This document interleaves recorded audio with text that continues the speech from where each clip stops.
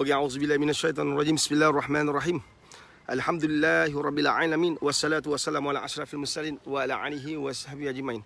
Allahumma salli ala sayyidina Muhammadin abdika wa rasulika nabil ummi wa ala alihi washabbihi wa barik wasallim. Assalamualaikum warahmatullahi wabarakatuh. Apa khabar teman-teman, sahabat-sahabat, ibu-ibu, ayah-ayah? Mudah-mudahan kita semua dalam keadaan seperti biasa. Kita kena kekalkan, pastikan, usahakan kita mampu buat yang terbaik insya-Allah. Sebab kita kuntum khairat ummah, kita umat yang terbaik. Kalau anugerah tu Allah bagi pada kita sebagai umat yang terbaik, maka wajib bagi kita menterjemahkan anugerah tu dalam perbuatan, dalam tingkah laku, dalam semua aspek. Kita ni terbaik. Tak kiralah bangsa apa pun kita. Kita yang paling penting, kita umat Islam, umat Muhammad sallallahu alaihi wasallam, kita mesti buat yang terbaik.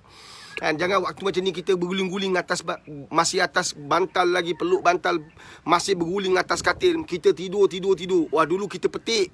Kan, kita kata kalau bulan puasa, kalau tidur dapat pahala. Sekarang ni dah bulan Syawal, dapat apa bala? Kita nak bangkit. Kita tak nak jadi bangsa yang meminta, kita nak jadi bangsa yang memberi. So kita kena ubah persepsi, kita kena ubah cara kita berfikir, kita kena ubah cara kita bertindak. Kan? Kalau kita tak mampu ubah orang, itu bukan bermakna kita tak boleh ubah diri kita. Kan? Lebih susah nak ubah orang berbanding diri kita. Faham ke faham? Maka kita kena ada satu usaha yang kuat, satu usaha yang bersungguh-sungguh, yang utuh, yang mantap untuk ubah hidup kita. Kita nak jadi yang lebih baik. Kita nak beri kebaikan pada orang lain. Kenapa umat Islam kena jadi yang terbaik? Sebab kita nak jadi yang terbaik, sebab kita boleh bantu lebih ramai orang. Islam ini orang pandang bila kita sebagai orang Islam terjemahkan kehidupan Islam yang sebenar-benarnya. Ini orang tengok kita bergaduh, orang tengok kita bermusuh, orang tengok kita mencaci-mencaci, orang tengok kita yang kutuk orang, orang tengok kita yang menampakkan keburukan. Jadi macam mana orang nak tertarik? Kalau kita ada kedai, saya nak kias macam ni lah. Kalau kita ada kedai, sahabat-sahabat, kalau kita ada kedai, kan, kalau kat kedai kita tu nampaknya semak, bersawang, kan, gelap, tak nampak cahaya, pintu buka pun separuh, rasa-rasa orang datang tak kat kedai kita.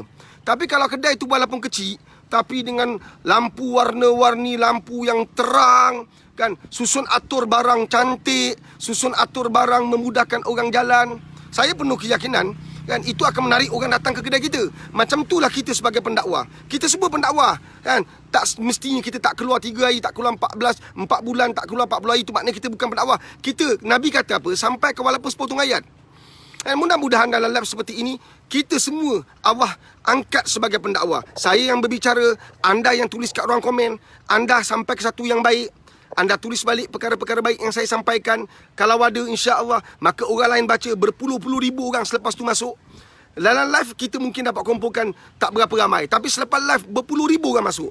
Dan bayangkan kalau anda mempunyai pegangan, prinsip, aku juga nak kongsi lah, aku nak bersama dengan Pak Riz lah untuk dakwah. So anda tulis kat ruang komen tu apa yang saya kata. Sebab kadang-kadang orang masuk minit yang ke-10, minit yang ke-20, minit yang ke-30, kan, setengah jam selepas rekod orang masuk. Orang malas nak tengok daripada minit yang pertama, orang terus tekan tengah-tengah. So bila dia baca kat komen tu, oh okey, dia faham. Jadi itu mungkin memberi inspirasi pada dia untuk lakukan perkara yang terbaik. Maka kita nak menjadi sebahagian daripada orang yang Allah pandang mereka terbaik. Allah angkat darjat mereka, Allah angkat kedudukan mereka. Allahumma salli ala sayyidina Muhammad wa ala ali Muhammad. Suatu kita orang Islam wajib untuk buat yang terbaik. Dan kalau Allah takdirkan kita sebagai orang miskin, jangan jadikan miskin itu sebagai sebab untuk kita malas, untuk kita tak keluar rumah, untuk kita salahkan orang, untuk kita benci orang, untuk kita burukkan orang. Jadikan kemiskinan itu sebagai satu contoh bahawa kita tidak bergantung harap kat orang. Kan, jadikan kemiskinan itu sebagai contoh kepada orang lain yang miskin juga, bahawa kita hidup tenang dan bahagia. Siapa kata kalau miskin tak boleh bahagia? Siapa kata kalau kaya itu mesti bahagia? Kita buktikan pada orang, sebagai orang yang miskin tapi beriman pada Allah, aku tak ada masalah sebenarnya. Kalau takdirnya pada hari itu aku makan nasi dengan ikan bilis, aku makan nasi dengan ikan bilis. Sebab pada waktu aku makan nasi dengan ikan bilis, aku yakini bahawa ada orang nasi pun tak ada. Tidak patutkah aku bersyukur? Maka itu menjadikan kita lebih tenang. Manusia yang reda dengan ujian Allah, dia akan tenang. Kan? Manusia yang Allah bagi kekayaan demi kekayaan tapi tak reda, hidup dia tidur malam pun tak mampu nak tutup mata. Nampak tak? Pintu pagar bergegar sikit dah risau. Pencuri masuk ke? Nampak tak? Allahumma salli ala sayyidina Muhammad wa ala Muhammad. So kita nak jadi sebagai seorang Muslim yang Allah pandang, yang Allah rahmati, Allah berkati perjalanan hidup kita ni. Faham ke faham ni? Jadi kita nak buat yang terbaik. Sebab kalau kita jadi umat Islam yang terbaik, umat Islam yang menghidupkan sunnah, menghidupkan Al-Quran, kita tak akan risau, tak akan bimbang, tak akan bergerak seinci pun perasaan kita, kan, bila ada orang serang Islam. Sebab kita tahu kita mempunyai kekuatan jemaah yang cukup kuat. Kita mempunyai kesepakatan yang tak mampu terusik. Nampak tak? Jadi saya nak ulas hari ni seorang wanita yang tak pernah berhenti tentang madrasah. Saya bertanggungjawab untuk bercakap sebab saya ada madrasah. Kan, Pak Aris ada madrasah bernama Madrasah Tahfiz Al-Quran Rabiatul Adawiyah. Kita ada 100 lebih pelajar. Kan, kita punya pelajar hampir 200 orang. Kan? Jadi kita kena jawab. Kita tak nak biarkan benda ni menjadi sebab banyak orang tak tahu. Ramai orang akan anggap madrasah pandai bersud. Kalau kita tak beri pencerahan, kalau kita tak beri penerangan, ada orang kata, Pak Aris, biarlah dia bercakap. Kalau dia bercakap tidak merosakkan iman, tak apa. Kalau dia bercakap tetapi tidak mempengaruhi pemikiran orang lain, tak jadi masalah. Yang kita takut sebab dia seorang peguam. Kata-kata dia boleh mempengaruhi ramai orang. Faham ke faham? So kita kena pertahankan agama kita. Kalau rumah kita pun orang minta keluar, kita pertahankan. Rumah akulah, aku bayar sewa. Aku bayar sewa, asal kau nak suruh tutup. Ini kan pula institusi agama. Ini kan pula agama kita terusik. Kita wajib pertahankan dengan cara penuh hikmah. Bukan pergi kat tempat dia, pergi cari dia, pergi pukul dia. Setakat nak pukul semua orang boleh buat. Tapi itu tidak akan membawa orang cinta pada Islam ni. Kalau kita pergi, orang kutuk Islam ni, kita pergi sepak dia. Setakat sepak semua orang boleh buat. Kan, tak ada masalah. Kita bukan gentar pada wanita bernama Siti Kasim ni. Seinci pun kita tak gentar. Tetapi kita nak setiap tindakan kita biar memberi gambaran Islam itu indah. Islam tu hebat. Islam tu penuh hikmah. Islam tu penuh bahagia. Islam tu penuh keadilan. Itu dia cara. Kalau ikut marah, kita sepuk je. Kan, tak berhenti-berhenti kau kutuk madrasah. Tak berhenti-berhenti kau kutuk tahfiz. Macam tahfiz ni lebih hina daripada pusat pelacuran. Macam pusat tahfiz ni lebih hina daripada pusat-pusat hiburan. Punya kurang ajar berbicara. Tapi sebab Islam, Nabi yang Allah hantar Nabi untuk bawa rahmatan lil alamin, maka kita bersabar. Dalam sabar kita ada tindakan. Bukan sabar kita menjadikan kita bertambah bodoh. Sabar kita ada tindakan. Sabar kita ada usaha. Kita nak umat Islam, kita paling tidaklah kalaupun anda tak ada madrasah, kalau anda tak ada anak yang belajar kat madrasah, anda tak terasa, itu suatu musibah besar. Yang dia bercakap tu satu musibah. Dia yang bercakap tu sebab dia bercakap atas tiket dia orang Melayu. Memang sakitlah. Saya tak nak cerita pasal agama. Kan? Itu biar ulama' mentakrifkan sendiri. Kita bercakap tentang dia adalah orang Melayu. Namanya Siti Kasim. Dia Melayu lah. Nampak tak? Dia bercakap bahawa kalau nak hapuskan arak, dia samakan madrasah dengan arak. Nak hapuskan arak, nak haramkan arak, maka haramkan juga pusat-pusat tahfiz. Ini satu perbandingan yang kurang ajar. Satu perbandingan yang tidak adil. Tapi bagi kita orang Islam, nak menentang orang macam ni, kita jangan ikut rentak tarian dia. Kita jangan ikut rentak dia. Kita kena bijak, hikmah. Ingat abang bagi tangan ni buat apa? Tangan ni boleh tumbuk orang. Tapi sebaik-baik tangan ni doakan orang. Itu yang sebaik-baiknya. Nampak tak? Tangan ni kena tumbuk jalan. Nampak? Tapi kita bukan gangster. Allah zahirkan Islam ni untuk kita dakwah. Nampak tak? Nabi tak pergi bantai orang. Malah Nabi dalam peperangan-peperangan yang Nabi sertai, Nabi tidak pernah membunuh seorang pun pihak musuh. Nabi tak pernah membunuh seorang pun pihak musuh. Punya Nabi itu Allah jaga. Dan kita bukan nak bunuh siapa-siapa, bukan nak entam siapa-siapa. Sekadar nak entam, kita ada banyak orang Melayu kita hebat-hebat kat luar sana. Abang kawasan, abang daerah, abang negeri, abang zon. Macam-macam abang ada. Abang ipar, abang manakan, semua ada abang kan. Bukan kita takut, tapi kita nak hidup, nak tegak ke Islam. Biar kita berbicara, bicara kita tu menampak Islam tu hebat. Tapi bukan maknanya kita benarkan orang entam madrasah, entam agama. Ini madrasah ni, saya nak anda beri saya peluang, izin untuk saya terangkan apa itu madrasah. Kadang-kadang saya dengan Jabatan Islam pun bertekak-tekak. Baru ni saya dengan KKM, saya terangkan apa itu madrasah. Orang tak faham. Orang ingat madrasah ni belajar Quran, buka Quran, hafal Quran. Bukan tu saja. Kan? Sebab tu benarkan. Satu saya bagi tahu banyak kali. Jabatan Islam beri pencerahan kepada orang awam. Apa itu pondok, apa itu madrasah, apa itu pusat tahfiz, supaya orang awam faham. Kan? Dulunya bila saya mula-mula 10 tahun yang lepas mula-mula buka madrasah, macam-macam saya kena. Nampak tak? Polis datang sana, polis datang sini. Saya beri pencerahan kepada pihak polis. Saya bagi pencerahan kepada special brand supaya mereka faham itu madrasah. Baru mereka faham. Saya kata kita madrasah, songkok tinggi bukan ISIS. Songkok tinggi ni bukan penganas. Nampak tak? Saya ada madrasah bukan menentang mana-mana pihak. Saya bangunkan madrasah macam kawan-kawan saya. Bezanya saya buat live. Nampak saya nampak agresif. Saya nampak tegas dan garang. Nampak tak? Kan? Sebab dalam Islam ni banyak karakter. Ada karakter Sayyidina Umar Al-Khattab. Garang. Jangan kau cabar Nabi. Ku hulurkan pedang ni. Macam tu Sayyidina Umar. Nampak tak?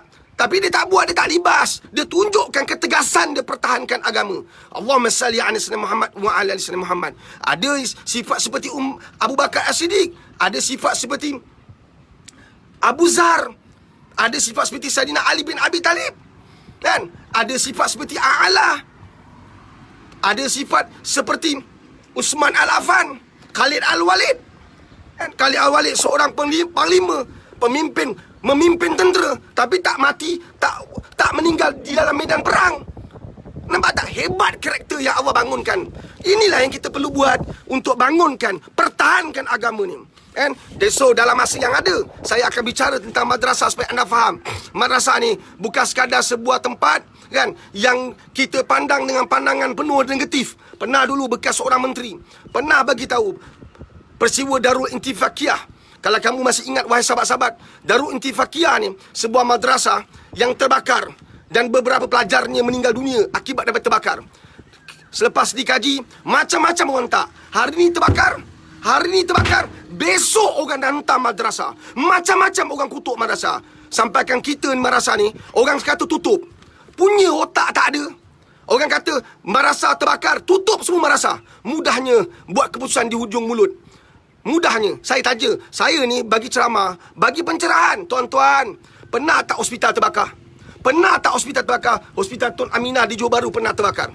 Contoh, hospital pernah terbakar. Berani tak kau cakap tutup hospital hanya sebab hospital terbakar? Pernah tak sekolah terbakar? Pernah tak agensi-agensi kerajaan terbakar? Pernah tak? Pernah. Dan dia tak akan berhenti dan dia akan terus terbakar. Faham tak? Ada tak kita nampak statement-statement daripada orang-orang yang berpelajaran tinggi, educated? Orang educated ni kalau dia bagi kata-kata, keluar surat khabar. Kita orang miskin, orang bodoh, orang jahil, orang tak ada apa-apa. Kalau keluar kenyataan, siapa nak keluarkan surat khabar? Keluar kenyataan masuk lokap. Orang besar-besar ni keluar kenyataan, dia tak masuk lokap. Kita ni keluar sikit dah kena saman. Kan? Terima surat saman peguam pun dah menggigil. Nampak tak? Sedangkan Allah saman kita setiap hari, kita tak nampak. Nampak tak? Yang dicatatkan amal kita, baik dan buruk tu kita tak nampak. Sebab tu tak risau, tak bimbang, tak resah. Faham ke faham? Kan? Bila terbakar satu institusi madrasah, semua orang bercakap tutup madrasah, tutup madrasah. Pernah saya ingat, saya pernah baca, saya bawa dalam mesyuarat, dalam meeting saya. Tengok ni menteri ni, bekas menteri. Dia kata tutup madrasah, tutup madrasah. Mudah-mudahan Allah tempatkan tempat orang-orang beriman. Dan meninggallah dia. Mudah-mudahan dia sempat bertaubat pada Allah SWT. Satu penghinaan besar kepada madrasah bila madrasah menjadi tempat sasaran. Tuan-tuan, saya nak tuan-tuan pandang daripada sudut-sudut yang berbeza. Inilah video, inilah live Pak Riz. Kita tak nak pandang daripada sudut yang sama. Tuan-tuan, apabila Belanda datang ke Indonesia, Indonesia sebuah negara yang terlalu kuat pegangan agama dia. Di situlah lahirnya para habaib yang sangat banyak di dunia. Para habaib paling banyak di dunia selain pada Yaman, tuan-tuan, adalah daripada Indonesia. Keturunan Nabi SAW banyak di Indonesia. Dan Alhamdulillah kita juga ada di Malaysia. Kita ada habaib keturunan Nabi daripada Malaysia. Allahumma salli ala Muhammad wa ala Muhammad. Indonesia banyak. Tuan-tuan tahu tak? Daripada sejarah itu boleh dibaca. Sejarah itu tercatat di atas kertas. Sejarah itu bukan rahsia. Apabila Belanda datang, selepas perginya Jepun, Belanda datang sekali lagi. Dia nak kuasai Indonesia. Apa yang dibuat? Agenda dia sama macam agenda sekarang. Apa dia buat? Dia buat serangan secara terperinci, terancang, menyerang pesantren, menyerang pondok-pondok, menyerang para ulama, menyerang para guru. Kerana kata-kata guru dan ulama boleh menyebabkan Islam itu kuat. Boleh menyebabkan Islam itu jadi makin kuat. Nampak? Faham ke faham? Maka kena serang ulama. Kena bunuh para habaib. Supaya Islam tu nampak lemah. Itu mereka lakukan. Dan kamu nampak tak apa berlaku hari ini? Nampak tak apa berlaku hari ni? Kan? Nampak tak? Kan? Satu usaha terancang, balik-balik tarik madrasah, balik-balik kaitkan madrasah.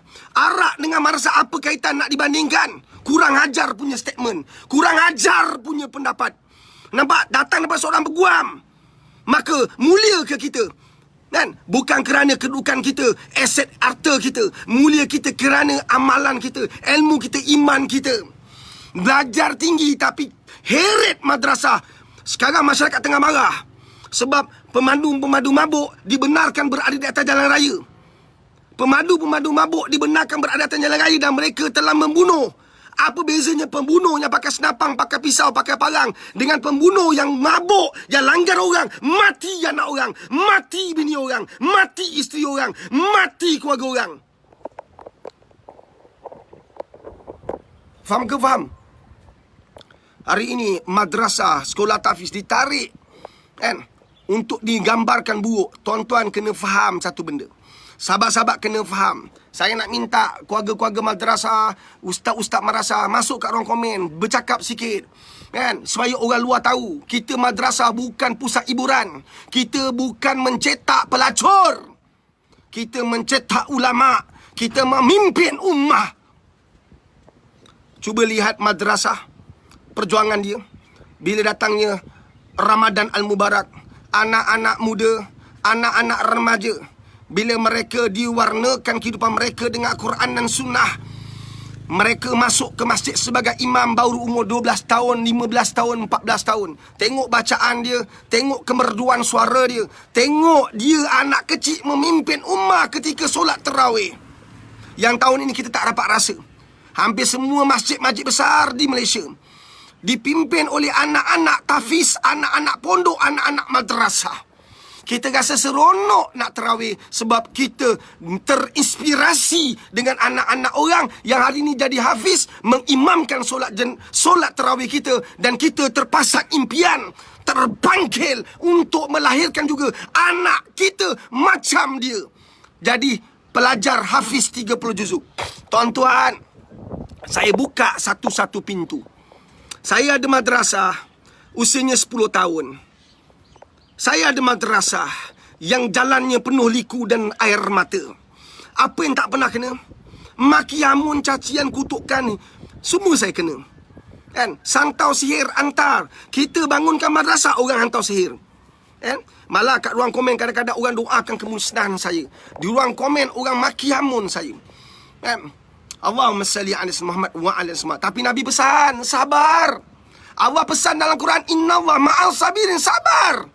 Maka kami pegang sabar tu. Kalau tak ada pesan Allah, kalau tak ada ingatan Allah, kalau tak ada pesan dan wasiat Nabi kami yang tersayang, Rasulullah SAW, kami gegar.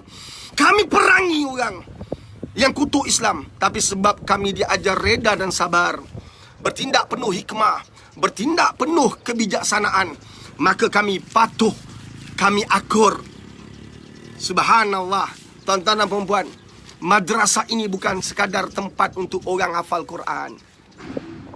Tuan-tuan, saya cerita sikit. And saya ambil satu, saya nak bawa cerita madrasah tahfiz Al-Quran Rabiatul Adawiyah yang saya pimpin hampir 10 tahun dah. Tuan-tuan, kita bermula dengan seorang pelajar lari. Datang 2 pelajar lari. Datang 3 pelajar, berhenti. Saya berbicara dengan ustaz saya. Ustaz, bagaimana agaknya perjalanan madrasah kita ni? Orang masuk berhenti, orang masuk berhenti, macam mana? Akhirnya satu hari bila kita terlalu banyak sabar, doa tak pernah putus, Islam tidak pernah kalah. Perjuangan menegakkan agama, mempertahankan agama tidak mungkin kalah. Akhirnya hari ini kan, saya dah tak mampu nak tahan orang masuk madrasah.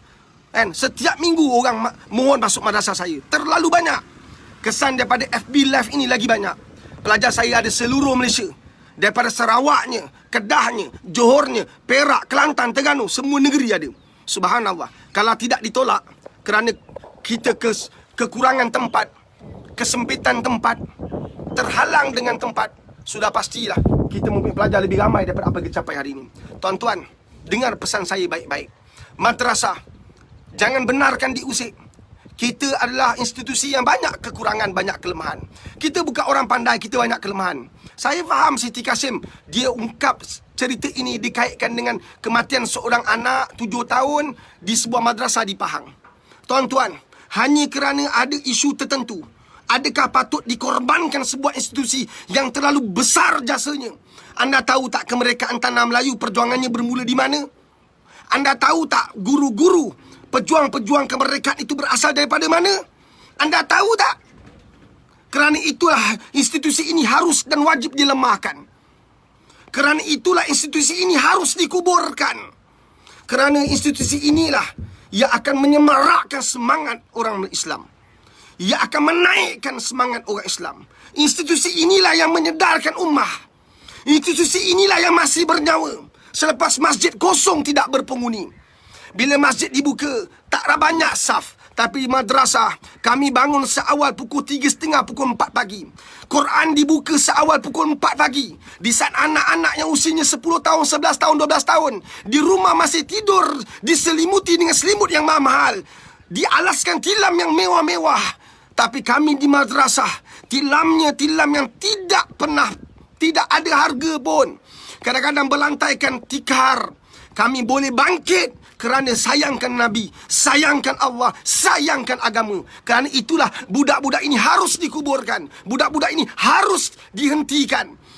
Semangatnya ada pada mereka, mengganggu-gugat, tidak menyusahkan orang lain, tidak pernah menyusahkan agama lain. Kami tolong agama kami.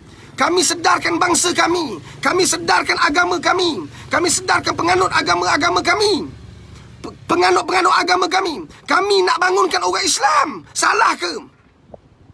Tuan-tuan, nah ini yang berlaku. Harus dikuburkan. Mungkin ini perancangan-perancangan rapi. Perancangan-perancangan yang akan membuat orang lain yang tak tahu terheret untuk membenci madrasah. Maka wajib untuk kita pertahankan agama ini. Wajib untuk kita pertahankan institusi yang masih tinggal dan bernyawa ini. Pondok Madrasah Pusat Tahfiz adalah institusi yang masih bernyawa, tuan-tuan. Anak-anak ini hebat, tuan-tuan. Saya selalu kata pada tim-tim saya selalu kata pada parent saya, mereka inilah hero-hero yang tidak didendang. Mereka inilah hero-hero yang disembunyikan, dikuburkan, ditimbus hidup-hidup. Anak-anak madrasah, tuan-tuan, mereka ni masuk madrasah, dulunya tak pandai, biasa-biasa. Selepas habis 30 juzuk, impian mereka nak ambil SPM. Tuan-tuan tahu tak, cerita yang kurang didendangkan dalam surat khabar adalah mereka ini bila ambil SPM, rata-rata mereka mempunyai keputusan yang sangat cemerlang. Kadang-kadang mereka ambil masa 6 bulan je, tuan-tuan. 6 bulan je ambil SPM. Tapi keputusan mereka, tolong, mak ayah yang ada cerita-cerita macam tolong tulis. Ya, anak saya dapat 10A. Ya, anak saya dapat 8A SPM. Ya, anak saya dapat 7A. Tolong bantu saya dalam perjuangan ini. Tolong bantu saya bahawa saya tidak menipu orang. Bahawa saya tidak bercakap untuk menyendapkan hati, sekadar untuk memenangkan madrasah. Ya, kita banyak kekurangan. Ya, kita banyak kelemahan. Saya tanya pada tuan-tuan, saya belajar sampai ke peringkat universiti, tak pandai, bodoh. Belajar sampai ke universiti. Universiti mana tak ada kes zina? Bagi tahu saya, sekolah mana yang free of zina? Kita boleh tampal besar-besar kat pintu pagar sekolah. Pengetua guru besar boleh tampal besar-besar kat pintu pejabat. Dilarang masuk. Jurujual dilarang masuk. Ni saya selalu cakap pada guru-guru ni. Jurujual dilarang masuk. Engkau tak benarkan jurujual masuk, tapi maksiat dan masuk. Maksiat dan masuk. Zina dah masuk. Cabul dah masuk. Judi dah masuk. Arak masuk. Dadah masuk. Saya belajar kat universiti. Universiti mana tak ada dadah? Universiti mana pelajar bila stres dia ambil barang? Pelajar bila stres dia ambil barang. Universiti mana pelajarnya tak ada zina? Bagi tahu saya. Nampak tak? Bagi tahu saya. Kita belajar universiti, kita tahu semua benda ni. Tapi off record sebab nak jaga image universiti. Tapi kenapa tak ada pertahankan madrasah? Kenapa hina sangat madrasah? Kan bila ada kes macam-macam, saya belajar kat universiti. Ada kes bunuh diri. Ada masuk surat khabar. Ada cerita kat masyarakat. Nampak tak? Tak ada. Tapi apa berlaku saja kat madrasah, semua dibongkar. Habis kami dibogilkan. Tak ada usaha nak tutup maruah kami. Habis. Jangan seorang ustaz buat salah, semua ustaz nampak hina. Semua ustaz nampak buruk, nampak busuk, nampak sampah. Teruk. Seorang ustaz ditangkap kaluat, seorang ustaz ditangkap liwat. Habis semua ustaz nampak macam sampah sarap. Begitu hina madrasah. Kita ditelanjangkan, tak ada usaha mempertahankan. Kita dihentam, kita dikutuk, kita dicaci, kita dihina. Kan? Kita lah yang selalunya dikaitkan dengan bajet, kita dikaitkan dengan belanjawat, kita dikaitkan dengan dana. Tuan-tuan, saya bangunkan madrasah saya. Kan? Saya perlukan nak bayar semua ni, kos operasi kita. Kita perlukan 30,000 setiap bulan. Dan saya tak dapat apa-apa pun daripada Jantan Islam. Dan kita tak mengengek, kita tak salahkan Jantan Islam. Tak ada masalah. Kita usaha. Inilah live yang saya buat untuk cari sesuap nasi untuk anak-anak madrasah saya, untuk pastikan ia masih boleh berterus, masih boleh dipertahankan. Kita perlukan 30,000 lebih setiap bulan. Kan? Bukan mudah. Kita bukan ada Datuk di sebelah kita, bukan ada Tun dan Tan Sri di sebelah kita, bukan ada YB di sebelah kita. Kita ada Allah dalam pegangan hidup kita. Maka kita tidak akan kalah. Di atas kertas memang kita tahu kita tak akan mampu sediakan 30,000 lebih setiap bulan. Tapi kenapa kita boleh buat? Sebab keyakinan, qafabil yakininan. Keyakinan pada Allah setiap masa bernyala, setiap saat dia berfungsi. Maka jangan risau tentang rezeki. Jangan risau tentang rezeki. Jangan risau. Allah jamin rezeki orang-orang yang jaga agama. Orang yang jaga agama Allah, wallahi, Allah jaga dia. Orang yang jaga agama Allah, Allah jaga dia. Jadi jangan risaulah rezeki kita. Jangan risau. Subhanallah. Allahumma salli ala sayyidina Muhammad wa ala Muhammad. Sebab itu kita kena pertahankan institusi ini. Walaupun anak anda tidak berada di madrasah. Anda tahu tak? Kan apabila, ini cerita sedih saya lalui cerita ni. Apabila Perdana Menteri umumkan kan perintah berkurung, saya bagi tahu pada pelajar saya nak teruskan perjuangan ni. Saya kata pelajar saya, kita stay kat madrasah. Walaupun semua madrasah dah balik, ada 169 kemudian ni kita dapat tahulah di penghujung nak raya, nak tutup madrasah baru kita dapat tahu melalui surat daripada JAKIM. 169 buah madrasah di seluruh Malaysia yang tidak balik, yang tak tutup operasi. Dari sudut perundangan ni kita memang salah lah. Saya kata pada pelajar-pelajar saya, umurnya daripada 7 tahun hingga ke 20 tahun, saya bagi tahu.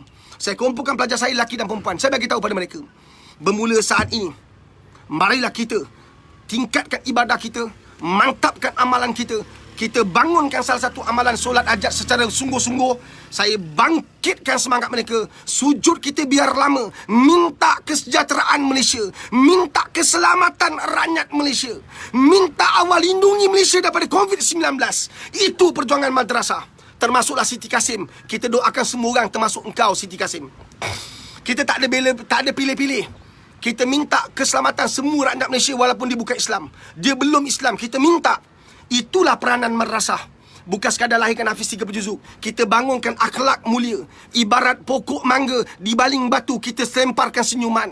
Kita senyum dengan kutukan hinaan orang.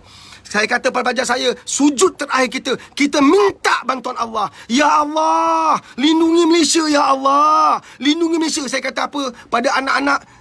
Kalau kita minta Allah lindungi Malaysia, dalam Malaysia termasuk mak ayah kita, dalam Malaysia termasuk ahli keluarga kita. Jangan fokus pada mak ayah kita, jangan fokus pada keluarga kita. Kita minta seluruh rakyat Malaysia diberi perlindungan. Kita minta seluruh rakyat Malaysia diberi keselamatan. Kita minta pada Allah Subhanahu Wa Taala dalam sujud kita yang cukup lama tu, kita minta Allah beri kesihatan yang terbaik untuk Malaysia.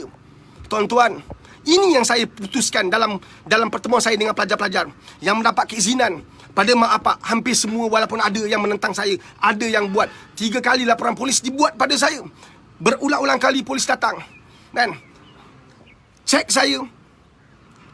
Sampai polis-polis tengok, ya Allah Pak Haris, kamu buat benda baik. Tapi saya datang sebab ada komplain. Kamu buat benda baik, teruskan baca Quran. Saya kata pada sahabat-sahabat saya kata salah saya sebab saya buka Quran. Kalau salah saya itu buka Quran, saya mohon kemaafan. Kalau salah saya pimpin anak-anak madrasah saya sujud minta kesejahteraan rakyat Malaysia, saya minta maaf. Alhamdulillah, perjuangan saya difahami. Kami terus berjuang sehinggalah penghujung Ramadan 23, 24, 25 kami baru balik. Dan hari ini kami takkan mungkin dapat buka sebab dah balik kan, kena tunggu arahan kajian. Sebab tu saya minta lah kan, jangan tunduk pada tekanan, jangan takut pada tekanan kan. Benarkan madrasah berfungsi, benarkan madrasah beraksi. Kerana kalau tangan ini tak dibenarkan tumbuk orang, benarkan tangan ini terbuka untuk doakan orang. Saya ulang sekali lagi sahabat-sahabat, tulis kat ruang komen supaya orang faham. Kalau tangan ini tidak dibenarkan tumbuk orang yang hina Islam, tangan ini tak dibenarkan tumbuk orang yang hina Islam kerana langgar peraturan perundangan negara, tolong benarkan kami buka tangan ini untuk doakan umat manusia, khususnya di Malaysia, yang khususnya orang Melayu, termasuk Siti Kasim yang hina madrasah dan agama kami doakan kamu dapat hidayah. Kan? Kalau tangan ini tak boleh sentuh muka orang, benarkan tangan ini sentuh hati orang. Tolonglah ya Allah, kami mohon hidayah. Berilah dia hidayah. Kan? Dia lupa satu benda. Kami umat Islam tidak akan goncang.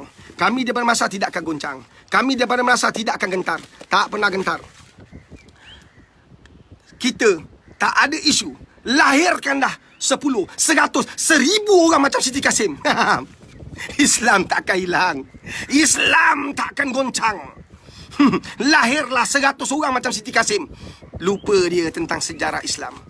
Satu ketika Abu Jahal, apa jasa Abu Jahal? Biar izinkan saya cerita. Izinkan saya cerita. Mungkin Siti Kasim tak sejahat Abu Jahal kot. Tapi dengar cerita Abu Jahal. Abu Jahal ni punya jahat. Dia tolak Islam secara berterusan. Nabi SAW bukan siapa-siapa dalam kehidupan Abu Jahal. Tapi Abu Jahal tolak Islam kerana ego dan sombong. Kedudukan Abu Jahal sebagai pemimpin Quraisy menjadikan dia sombong. Maka dia tolak Islam serta tentang. Satu hari dia kata pada Rasulullah, "Ya Rasulullah, kalau engkau boleh buat apa yang aku minta, aku dan semua penduduk Mekah akan masuk Islam." Ini yang dia buat. Apa dia kata? Kalau engkau boleh buatlah, kan? Engkau bawa, engkau belahkan dua tu. Itu bulan yang engkau belahkan dua. Nabi Allah Ibrahim boleh belah dua laut, takkan kau tak boleh belah bulan? Satu benda yang bukan senang, tapi tidak susah bagi Allah. Nampak tak? Dia buat macam tu, dia yakin. Bila dia buat macam tu, dia yakin Nabi tak boleh buat. Dengan cara macam tu, orang jauh daripada Islam, orang jauh daripada Nabi. Siti Kasim yakin bahawa Siti Kasim yakin bahawa tekanan berterusan kepada Islam akan menyebabkan Islam terlonggar, lemah. Dia lupa kita ada kisah lepas. Dia lupa kisah, salah satu daripada banyak kisah Abu Jahal. Dia lupa kisah Abu Jahal. Izinkan saya cerita. Izinkan saya cerita, tuan-tuan dan puan-puan. InsyaAllah. Abu Jahal kata pada Nabi, "Ya Rasulullah, engkau belah tu bulan. Kalau bulan tu terbelah dua, aku dan juga semua penduduk Mekah masuk Islam." Nabi kata, "Tak ada masalah, insya-Allah aku boleh buat. Tapi jangan buat di Mekah, di luar tempat kita sa'i tu. Kita buat sa'i tu, kan? Safa Marwah tu ada satu tempat. Itulah tempat yang Nabi naik. Saya lupa nama bukit tu. Nabi naik, di situlah dia kata supaya penduduk Mekah nampak apa kau buat. Maka Nabi pun buatlah dengan izin Allah, terbelah dua bulan tu. Selepas terbelah dua tu, Abu Jahal katalah, aku dah agak dah. Aku dah agak dah. Engkau memang sihir. Engkau memang lakukan sihir. Oh, dahsyat betul dia punya sihir. Beginilah Muhammad. Macam ni lah. Kalaulah ini penduduk Mekah, mungkin kau sihir mata-mata kami lah. Engkau buat kami nampak bulan terbelah dua. Kalau benarlah bulan terbelah dua, tentu orang lain. Bulan dipandang oleh seluruh penduduk dunia. Kalau ada pedagang-pedagang, besok mereka masuk ke kota Mekah, mereka masa bulan terbelah dua tu, kan, mereka berada di luar kota Mekah, sedang berdagang, berjalan untuk berdagang ke kota Mekah. Kalau mereka masuk dan mereka kata memang mereka nampak bulan terbelah dua, aku akan masuk Islam. Kau tengok Abu Jahal berbelit-belit, kan? Tadi dia kata bulan terbelah dua masuk Islam terus. Sekarang apa dia kata? Dia kata apa? Kalau orang kata, orang pedagang-pedagang kata aku masuk Islam, dan penduduk kota Mekah pun aku masuk Islam. Nampak tak berbelit? Hatamallahu ala qulubihim wa ala sam'ihim wa ala absarihim gishaw wa lahum azabun azim. Ini manusia-manusia yang sentiasa pusing. Tapi Nabi tak terikut rentak dia. Nabi hebat, Nabi luar biasa. Nabi kata tak apa, tak ada masalah. Nabi tak merayu-rayu. Nabi tak kata, tadi kau cakap macam ni, kenapa tak? Jadi jangan ikut rentak Siti Kasim. Jangan ikut rentak siapa pun yang hina Islam. Kita buat penuh hikmah. Kerana kita tahu kita berada di jalan yang benar. Jalan yang diredai oleh Allah SWT. Nak takut apa? Nak takut apa? Nampak tak? Allahumma salli ala Muhammad wa ala Muhammad. Ni cerita belum habis. Belum habis, tuan-tuan. Sabar. Kan? Supaya Siti Kasim faham. Kan? Kita takkan kalah. Takkan tewas. Kalau ada kerosakan di madrasah, yang betulkan sistem, yang betulkan peraturan, yang betulkan SOP, bukan tutup madrasah. Kalaulah hospital doktor ada tak doktor buat pembedahan gagal? Ada atau tidak doktor buat pembedahan gagal? Ada atau tidak doktor tak mampu nak pulihkan orang? Ada atau tidak doktor tak mampu tahan kematian sampai? Ada. Asal tak suruh saja semua doktor tutup. Kenapa tak tutup je hospital swasta tu? Kenapa tak tutup je operasi? Kenapa bila ada seorang dua ustaz buat silap nak tutup semua madrasah? Kenapa? Faham ke faham ni? Tuan-tuan, kan, pagi itu penuh kekecohan. Pedagang-pedagang kecoh. bercakap antara mereka bahawa mereka nampak bulan terbelah dua dan mereka tak tahu siapa buat. Mereka rasa sangat takjub, sangat hebat, luar biasa, awesome. Ini bukan awesome biasa-biasa ni. Bila mereka masuk kota Mekah, tersebarlah cerita yang mereka ini pun nampak benda sama. Dan mereka tahu Muhammad itu yang belah bulan. Tahu tak apa berlaku? Abu Jahal jasa dia buat lebih ramai orang masuk Islam. Tuan-tuan nampak tak? Siti Kasim buat kita bertambah kuat union kita, bertambah kuat kita unite antara sama lain, bertambah kuat jemaah kita, bertambah kuat kita bersatu, bertambah kuat hati-hati kita, saling bertaut, saling berpegang-pegangan, saling bersatu untuk mempertahankan wallahi agama ini. Faham tak faham ni? Abu Jahal jasa dia buat berlambat-lambat, berduyun-duyun orang masuk Islam. Inilah orangnya, alaf baru yang akan buat lebih ramai orang nampak Islam. Kalau kita memerangi penjenayah macam ni dengan bijaksana, orang nampak Islam tu hebat, orang nampak Islam tu hebat, orang nampak Islam tu luar biasa. Tengok tu, orang hina agama dia, tapi dia bangkit, dia bangun dengan penuh semangat, penuh luar biasa, penuh kasih sayang. Dia boleh doakan orang lagi. Orang tu hina dia boleh doakan orang tu. Luar biasa Islam ni. Kita buat supaya orang nampak Islam tu indah, bukan gangster, bukan kaki pukul. Setakat nak pukul tak ada masalah, tapi kita ikut perintah Allah, kita akur pesan dan wasiat Nabi sallallahu alaihi wasallam. Tuan-tuan, peristiwa itu dilihat oleh seorang raja berbangsa Hindu di bumi India, di Kerala. Ini kisah benar, tuan-tuan. Ini riwayat. Di Kerala ada seorang raja berbangsa India, anutannya Hindu. Dia duduk di koridor istana dia, dia duduk kat istana dia, ternampak pada malam tu bulan terbelah dua, dia terperanjat. Dia cari jawapan tak dapat. Siapa yang buat ni? Siapa buat? Mana mungkin bulan boleh terbelah dua? Dia cari-cari tak dapat jawapan. Sehinggalah pedagang-pedagang pada India balik daripada Mekah, balik daripada bumi Arab, sampai kat Kerala, jawapan diperolehi. Wahai tuanku, peristiwa ini benar-benar berlaku. Kami pedagang-pedagang daripada Kerala sendiri tengok. Ya, aku pun nampak. Tapi siapa yang buat? Wahai raja, yang buat itu Muhammad sallallahu alaihi wasallam. Maafkan kami. Kami hari ini telah diislamkan. Kami telah beriman pada Allah. Raja tu bergegas. Raja di Kerala India tu bergegas pergi ke Mekah. Pergi Mekah nak berjumpa Muhammad sallallahu alaihi wasallam. Nak lihat sendiri manusia yang luar biasa yang diceritakan oleh pedagang-pedagang Kerala, kan? Dia pergi sampai ke sana, dia bertemu dengan Muhammad sallallahu alaihi wasallam. Ini kisah benar. Dan akhirnya dia telah diislamkan. Dia telah mengucap kalimah la ilaha illallah. Tuan-tuan dan puan-puan, siapa nama raja ni? Seraman Perumal. Seraman Perumal. Ini raja dia. Kan, dia pergi ke kota Mekah, bertemu dengan Muhammad, diislamkan. Dia telah masuk Islam dan namanya ditukar menjadi Tajuddin. Kemudian dia nak balik, nak bawa Islam tu ke tempat dia. Dia raja. Rakyat dia sangat patuh pada dia. Rakyat dia sangat sayang pada dia. Dia seorang pemimpin. Sebelum Islam lagi dah memang baik. Sebelum Islam dah memang hebat. Sebelum Islam dah memang adil. Sebelum Islam dah memang bertanggungjawab. Sebelum Islam dia memang tabur, sebar, suburkan kasih sayang pada rakyat dia. Kemudian dia nak balik. Maka Nabi SAW kata, aku nak engkau balik bersama dengan sahabat aku. Dia akan bantu engkau untuk sebar ke Islam. Dia akan bantu engkau untuk fahamkan penduduk-penduduk engkau tentang Islam. Siapa dia? Sahabat Nabi yang agung bernama Malik bin Dinar. Malik bin Dinar mengikut Tajuddin tadi balik ke Kerala. Dalam perjalanan balik, raja ni meninggal dunia, wafat. Meninggal dunia, sahabat-sahabat. Tapi sebelum tu, dia telah tinggalkan satu surat untuk bagi pada rakyat dia. Maka Malik bin Dinar sampai ke Kerala, bertemu dengan rakyatnya, menceritakan kisah yang berlaku.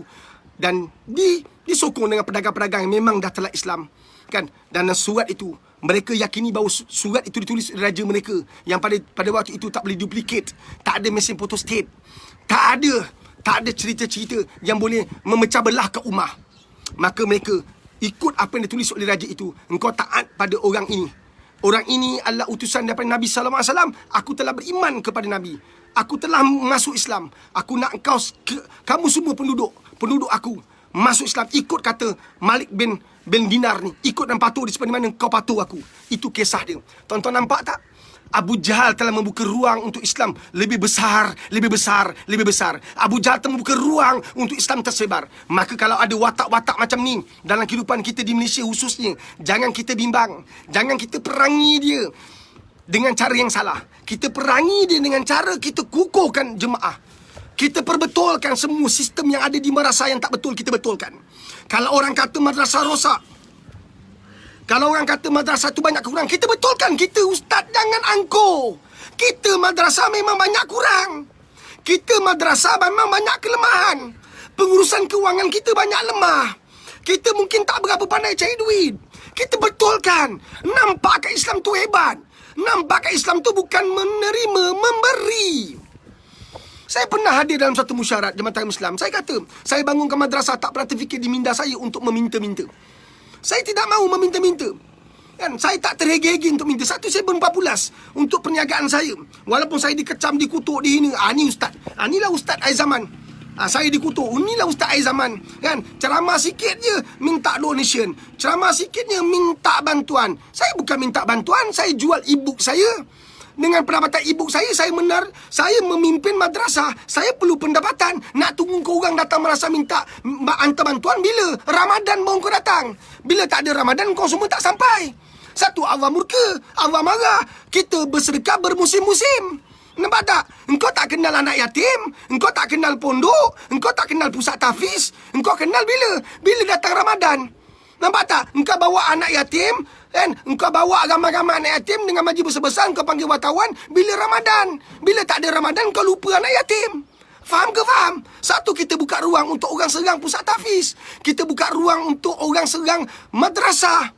Kita yang duduk madrasah pun betulkan. Kita bukan betul semua. Kita ustaz pun banyak silap. Bukan kita ni orang yang warak tak pernah buat dosa.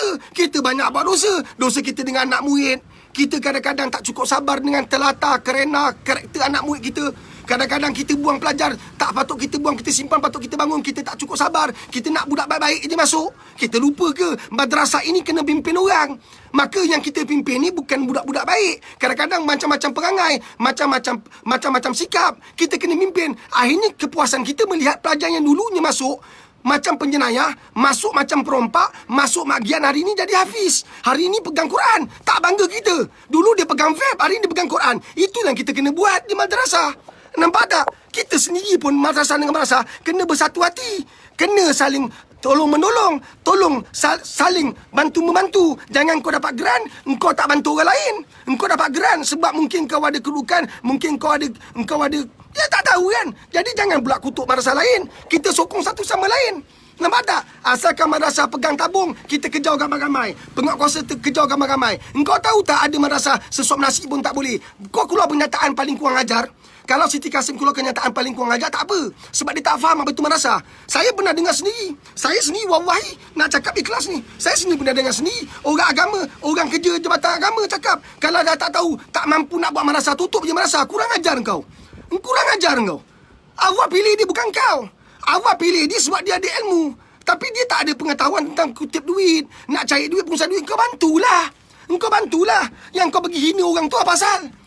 Dia mungkin ada ilmu, belajar sampai Yaman. Dia belajar di Madinah, di Mekah. Dia belajar dengan banyak guru. Dia buka madrasah sebab dia ada ilmu. Tapi dia tak ada ilmu cari duit. Tak boleh ke kau bantu? Engkau ingat apa kereta yang paling mewah dicipta oleh seorang engineer je ke?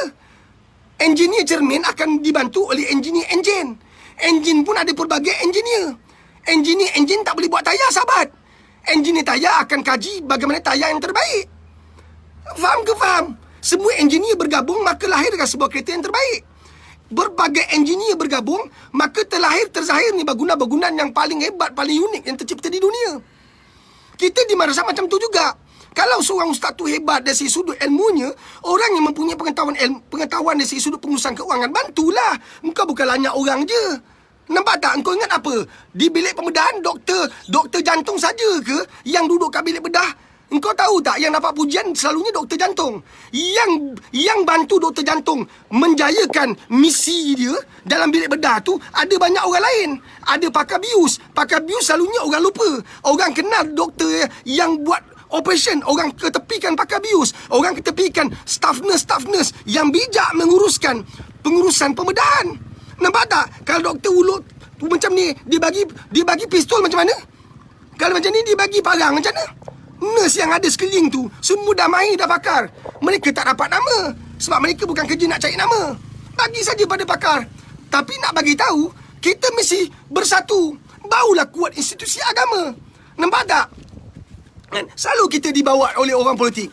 Asalkan ada masalah politik je, kamu gunakan madrasah. Konon-konon kamu jaga kebajikan madrasah. Ada masalah je, okey, kita bantu madrasah 50 juta, 100 juta. Hakikatnya kita kat bawah belum tentu kita dapat. Hakikatnya kita kat bawah belum tentu kita dapat merasai duit-duit yang disebut-sebut di peringkat atasan tu. Satu, saya cadangkan, minta maaf. Kan masalah kami takkan difaham oleh orang jabatan-jabatan. Mereka tak pernah duduk di madrasah, macam nak faham tentang madrasah walaupun mereka belajar. Tak, kalau mereka pernah duduk di madrasah tu lain. Mereka pegang jawatan, itu lain. Faham tak?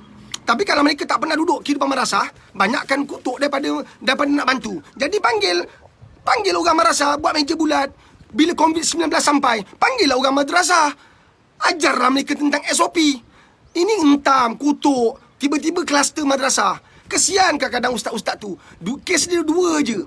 Contohnya, dah dicipta, dah dikatakan sebagai kluster. Dah masyarakat umum kutuk macam-macam. Kesian dia. Kamu tahu tak, saya cerita lagi. Kan? Ni nak cerita. Tonton supaya faham. Supaya tonton sedar. Kan? Sampai saya tak ada suara ni. Nampak tak? Tuan-tuan, madrasah ni apa? Orang kalau bodoh, tak pandai, fail peksa, engkau tahu tak dia pergi mana? Faham tak? Sekolah-sekolah asrama penuh tu, siapa masuk? Saya tanya sekarang, jawablah.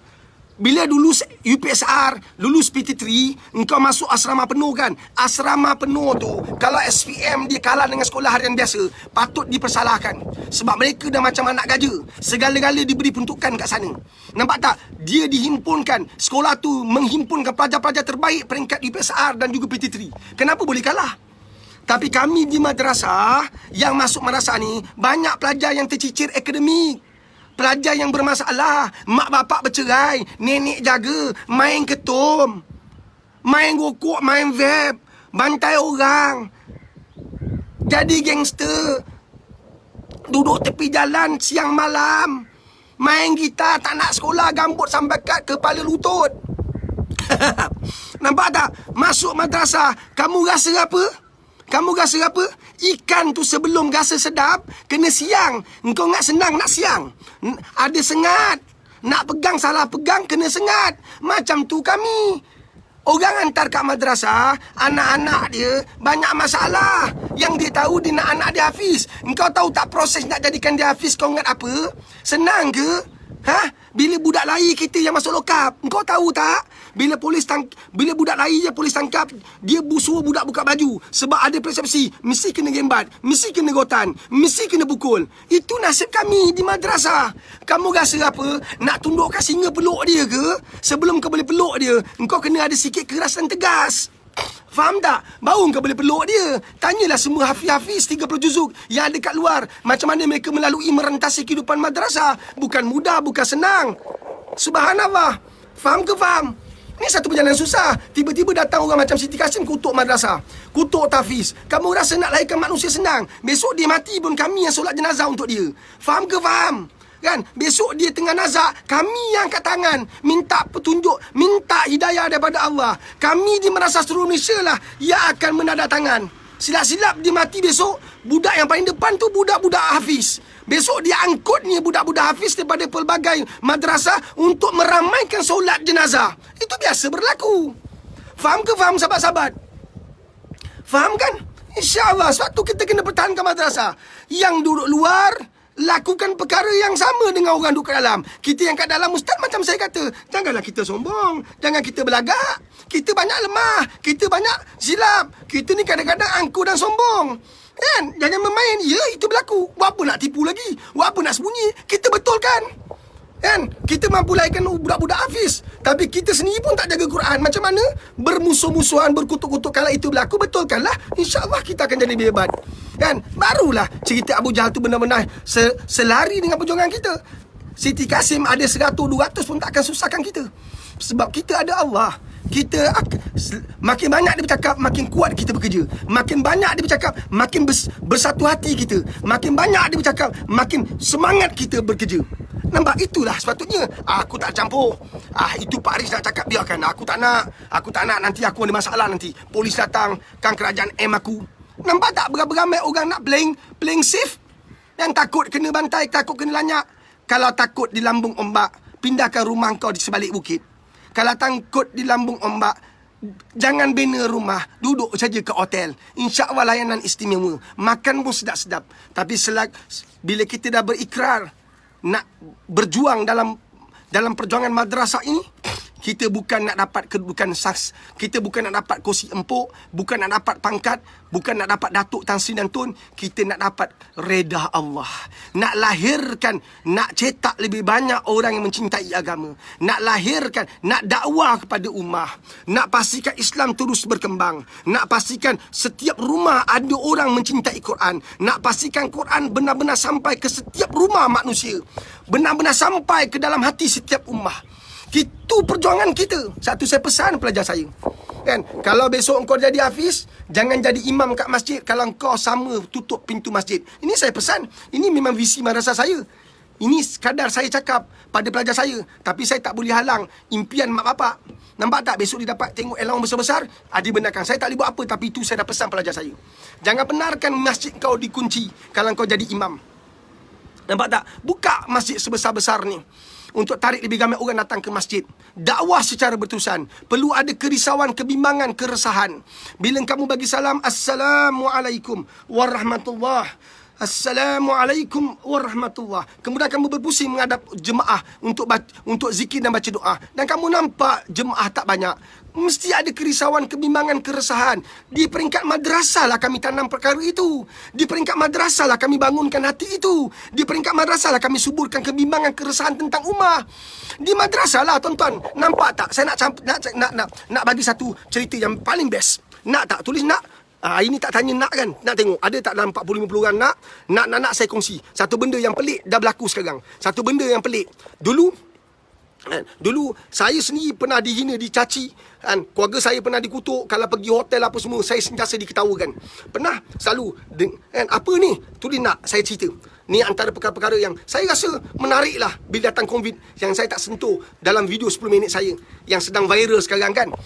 Sekarang saya nak cerita satu benda yang saya tak masukkan cerita semalam. Nak. Jom saya nak tengok ramai tak nak kita kongsi yang cerita, kan? Satu benda yang sangat menarik yang sedang berlaku sekarang. Ya Allah, hai. Satu saya kata, hadir Siti Kasim tak akan menjejaskan Islam. Kan kita disamakan dengan Arak, tak ada masalah. Kita akan perangi Arak, insya-Allah. Kita akan perangi Arak. Kita akan, suatu saya kata, kita jemaah ni kena kuat. Suara kita harus didengari sampai masuk parlimen. Alhamdulillah, sahabat-sahabat teman-teman kita sudah berada di parlimen, ada kuasa sekarang. Kita minta perjuangan mereka jangan terbantut. Perjuangan mereka jangan terhindar kerana duit dan juga harta.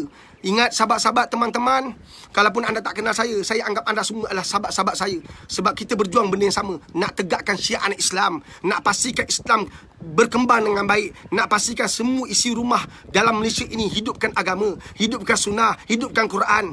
Subhanallah. Dan anda lah sahabat-sahabat saya. Walaupun anda mungkin tak terima saya sebagai sahabat anda. Bila anda dah berada di parlimen sebagai pemegang menteri-menteri, maka pertahankan agama ini. Biar datang 1001 cubaan, aset, harta, duit, tolak sahabat demi agama ini, demi perjuangan ini. Nampak tak? Kan? Bila datang virus corona ini, kan? Sebenarnya kita tak perasan ada satu perkara sedang berlaku secara besar-besaran.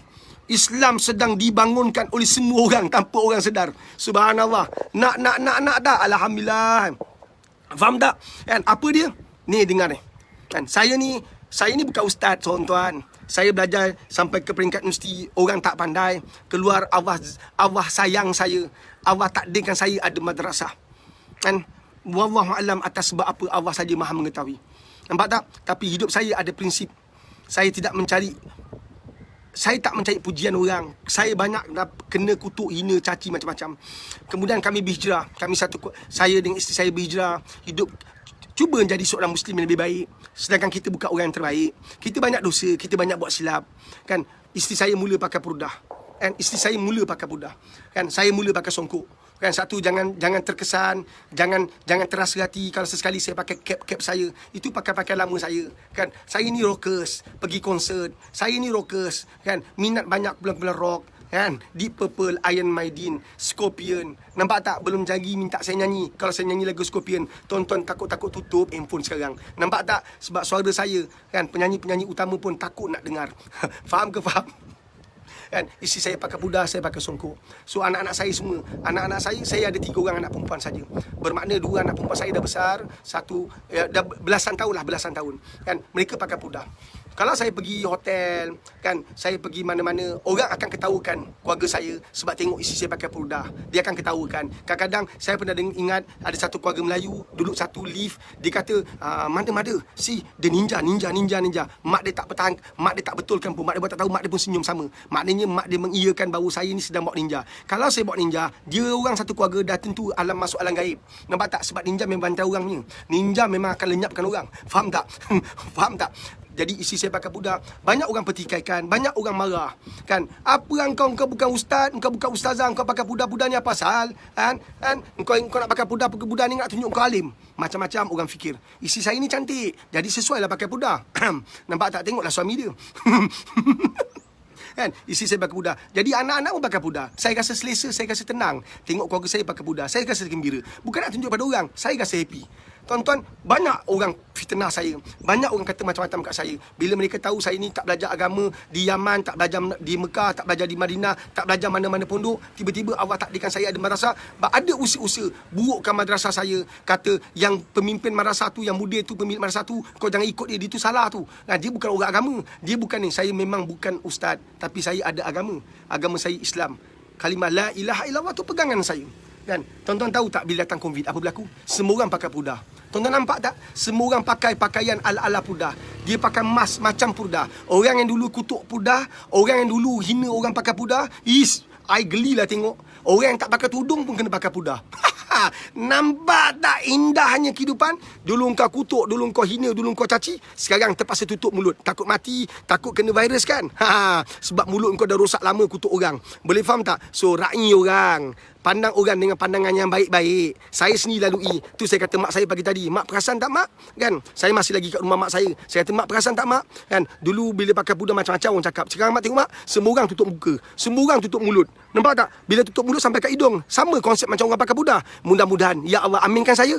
Ya Allah, mudah-mudahan mereka teruskan pakaian seperti itu. Selepas habisnya PKP nanti. Selepas berakhirnya virus ini. Mungkin jangka masa panjang. Tapi selepas berakhirnya, mereka kekal dengan pakaian macam tu. Subhanallah, ia akan menghindarkan kita daripada maksiat. Ia akan menyebabkan kita terhindar daripada pandangan-pandangan jahat lelaki-lelaki miang, lelaki-lelaki gatal, lelaki-lelaki tak sedar diri, lelaki-lelaki yang nak menzalimi anda sebagai wanita. Pakaian seperti itu menyebabkan pandangan lelaki akan terhalang. Bila pandangan terhalang, maka nafsu tidak akan ter-on, nafsu tidak berfungsi, nafsu tak akan tergalak, nafsu tak termarak. Macam itulah maksudnya, insya-Allah. Tapi kadang-kadang tengok mata pun boleh ternaik nafsu kan. Jadi pakai cermata hitam, insya-Allah settle semua. Kau tutuplah semua. Contohnya. Tapi alhamdulillah, nampak tak? Datang satu virus yang sebenarnya kadang-kadang bila kita perhalusi, ada banyak benda rupa-rupanya kita perolehi.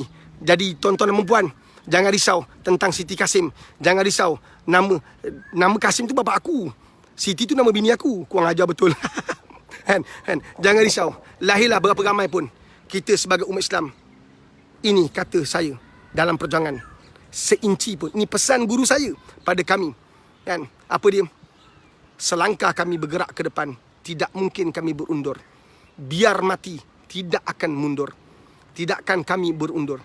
Demi agama ini, kami tak takut dan tak gentar. Hinalah kami, kutuklah kami, cacilah kami, pandang rendahlah kami, tapi kami tetap berdiri dengan penuh semangat untuk mempertahankan agama ini. Makin kau usik institusi agama kami, makin kau usik madrasah tahfiz pondok, makin semangat kami bangkit mempertahankan. Dan semua ustaz, semua sahabat-sahabat saya, semua mak ayah, jom kita bersatu hati. Kita bangkitkan satu gelombang yang besar untuk buktikan Islam itu benar, Islam itu tak akan tewas, Islam itu makin kuat, makin utuh. InsyaAllah. Takbir, Allahu Akbar. Takbir, Allahu Akbar. Takbir, takbir, takbir, Allahu Akbar, Allahu Akbar, Allahu Akbar. Pak Aris, masih berada di sini dalam perjuangan menghidupkan agama. InsyaAllah kekuatan kita bukan sebab Pak Aris, kekuatan kita kerana Allah, kerana sunnah, kerana Rasulullah. Jom kita bersatu hati pertahankan agama ini. Di mana di sana sini kekurangan, itu kebakna kena musnahkan institusi itu. Tidak, itu tidak benar. InsyaAllah kita baiki mana yang kurang, kita berbetulkan mana yang tak betul, kita luruskan mana yang bengkak-bengkok. InsyaAllah agama itu nampak indah, agama itu nampak hebat. InsyaAllah. InsyaAllah. Pak Aris undur diri. Sayang anda semua. Terima kasih kerana menemani perjuangan Pak Aris. InsyaAllah. Terima kasih kerana menemani live ini. InsyaAllah kita jumpa besok dengan izin Allah. Assalamualaikum warahmatullahi wabarakatuh. Jaga diri baik. Terbaik. Bye.